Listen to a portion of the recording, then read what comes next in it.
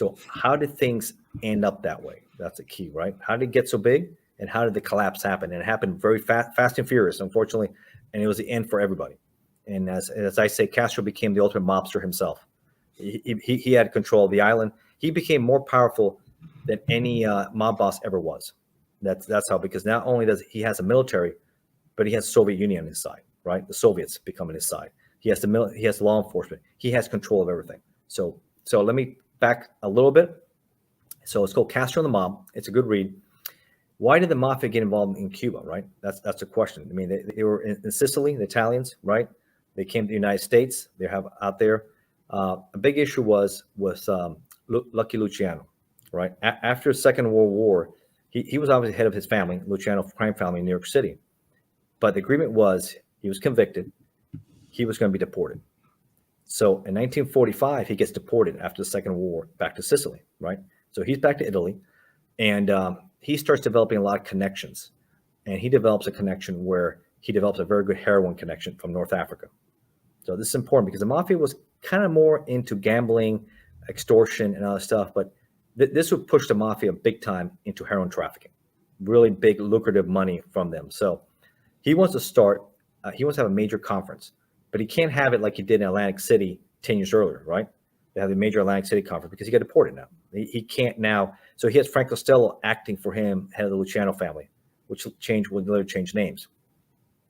So he decides that Havana is a perfect place because during Prohibition, Havana was used by a lot of people to bring in alcohol to the United States. Rum runners, right? Alcohol runners, bootleggers, right? Back and forth. So he knew those routes existed.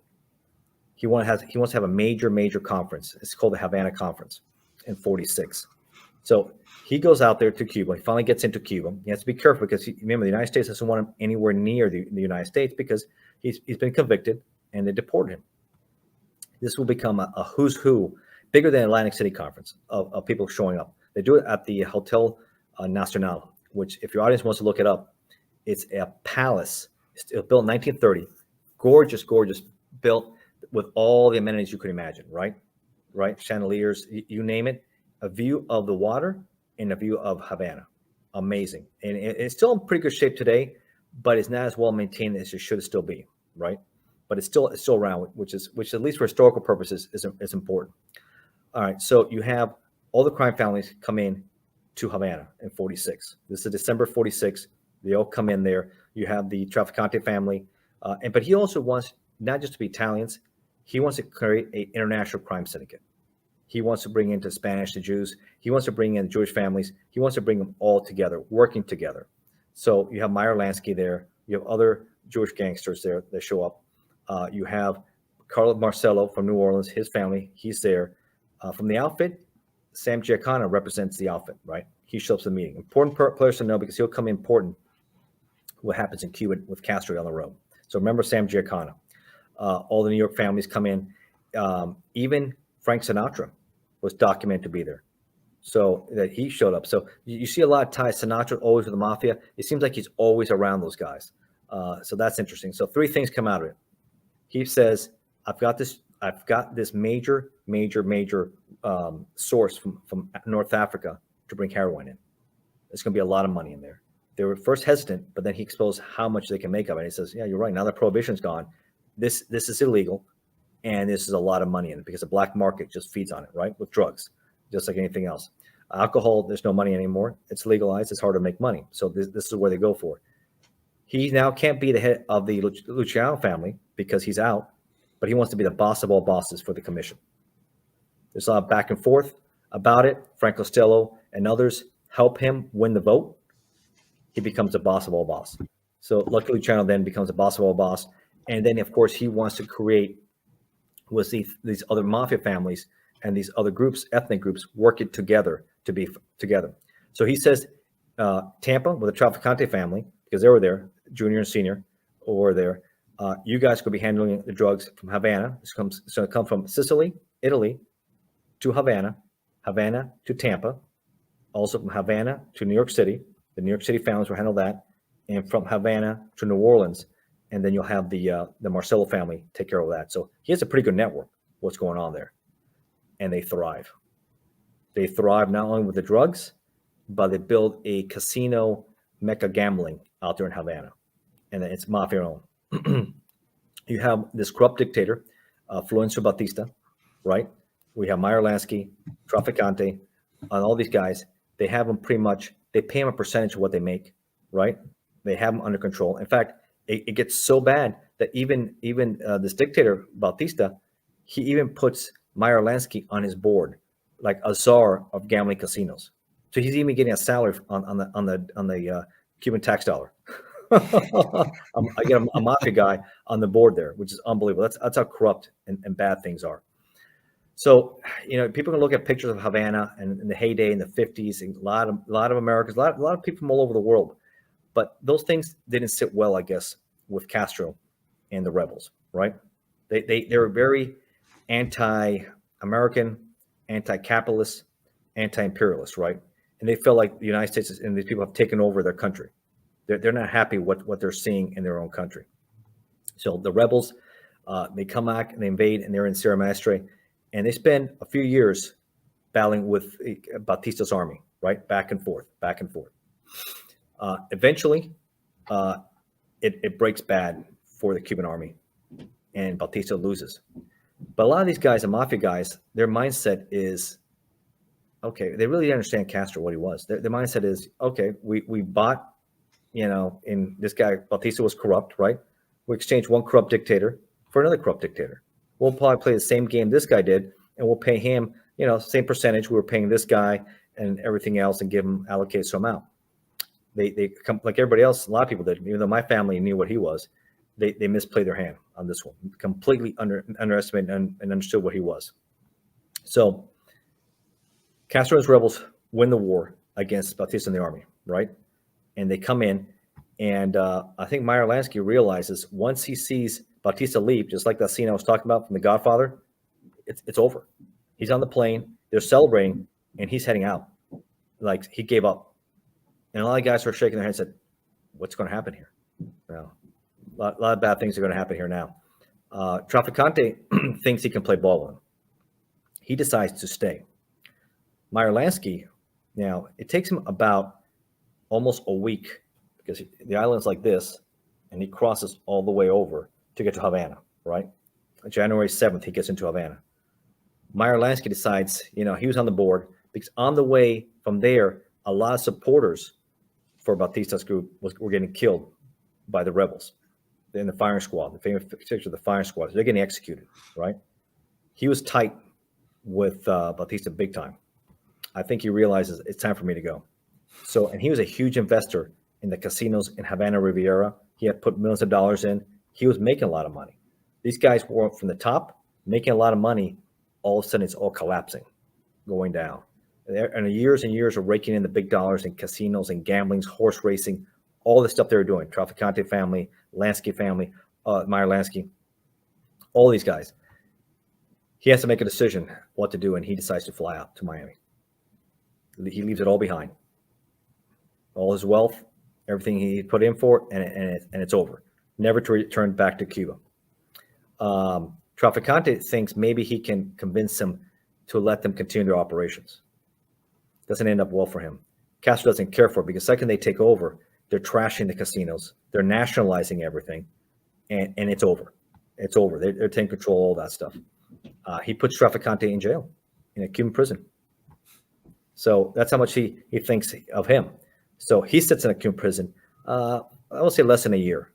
But he couldn't even go to a very powerful guy at the time in Cuba.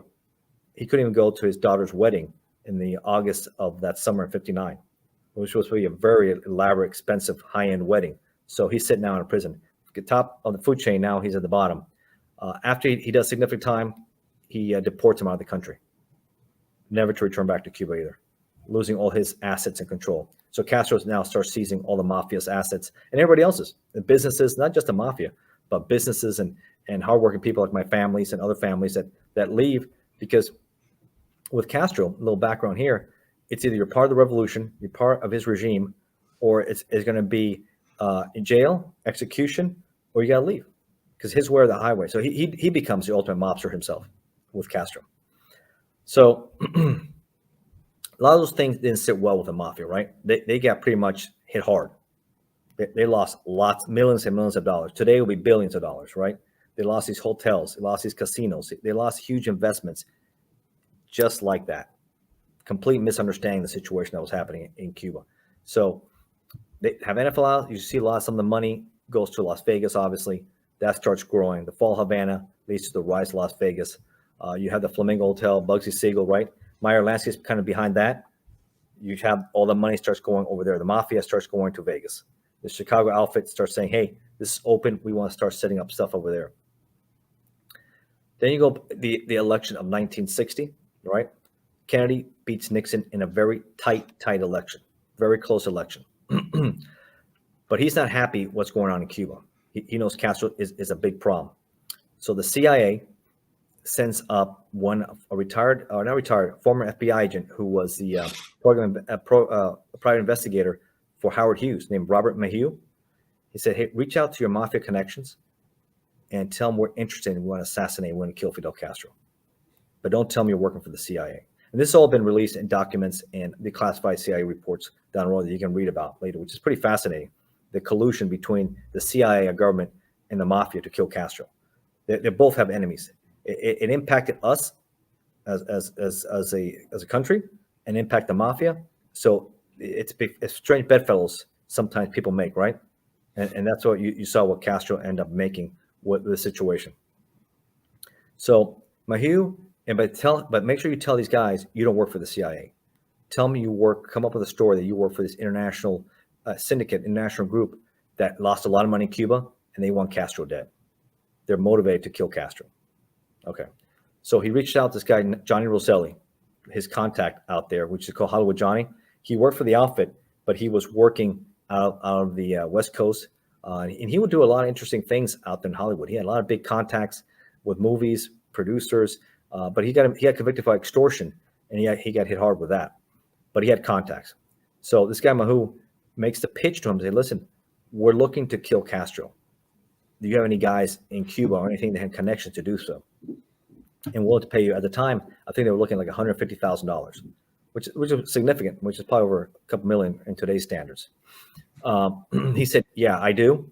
I'm not going to do it, but I'll introduce you some guys in Florida, in Miami, which will be later. It will be Sam Giancana and Santo Traficante from Tampa, which are the Tampa crime family."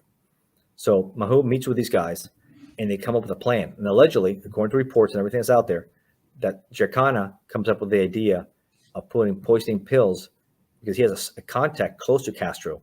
And you're looking at early 60s, 1960, that can probably poison him while he's eating, drinking, or maybe even poisoning a cigar. Because Fidel Castro, remember, he likes to smoke a lot of cigars. He's famous for that. So they said, "All right, let's try it." So after a few attempts, they try to poison Castro. They have their contacts in there. It doesn't work. It fails. So that's the contact they had there. After that, they said, "All right, let's stop operations." They start the Bay of Pigs invasion of Cuba, where the U.S. tries to use Cuban exiles to invade Cuba to take out Castro. But unfortunately, Kennedy, there's a little politics here and what happened in history. He doesn't give the air support that's needed for the invasion to work, so it's a fiasco. So Castro wins. After it was 2 or 3 days, it was a complete fiasco of the invasion, and that doesn't work well. Castro gets nervous. He gets even tighter with Khrushchev and the Soviets, and he even had the famous Cuban Missile Crisis. We have missiles 90 miles off the coast pointing at us. So this is the first time they went to World War III. So that's some bad stuff going on right there. An agreement is made. Kennedy and Khrushchev agree the United States will never invade Cuba, take out Castro again, but you got to take the missiles out of Cuba. And that's the agreement there in Cuba. So interesting stuff there. The rise and fall of the mafia in Havana, how it goes down and what they try to do. So here's a quick little story here. Roselli would later testify in front of the Senate Intelligence Committee in 1975. Many people thought he would not talk much about it, but everything I mentioned, he talks about in the Senate hearing. He puts out there his contacts with Maheu, what happens. It doesn't sit well with the mafia, especially the outfit, when you're talking about operations like that, right? That doesn't sit well. He testifies. Sam Giancana is supposed to testify a few days after he does. Well, I guess the outfit gets a little nervous, and those who follow mafia history knows what happened to Sam Giancana.